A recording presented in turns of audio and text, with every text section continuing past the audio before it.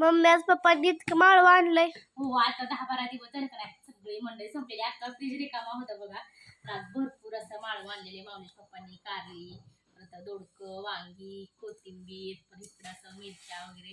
तर टोमॅटो, बटाटा तर माऊलीचे एकदम फेवरेट आहे. आपल्या इकडं मेथीची भाजी आणि सगळ्यात म्हणलं तर आता भरपूर असं उन्हाचा कडाका होते. दुपारच्या पाऱ्यातला असं मस्त सरबत प्यायला तर लिंबू सुद्धा आणलेली. आणि गेल्या आठवड्यात बघा रमजान ईदचा सण होता तर एका भाभींनी ना आम्हाला सगळ्यांनाच बोलवलेलं शिरकुंबा प्यायला. तर माऊलीश पप्पांना भाडं होतं, त्यांचा उपवास पण होता आणि त्यांना पण काही झालं नाही ना, आम्हाला पण काही त्यांनी नेलं नाही तर आम्हाला सगळ्यांनाच बोलवलं होतं. तर आज ना आज परत त्यांनी ते सण केलेलं आहे.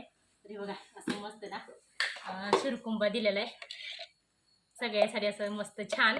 आणि आपलं इकडं असं गुलगुल दिलेले आहेत.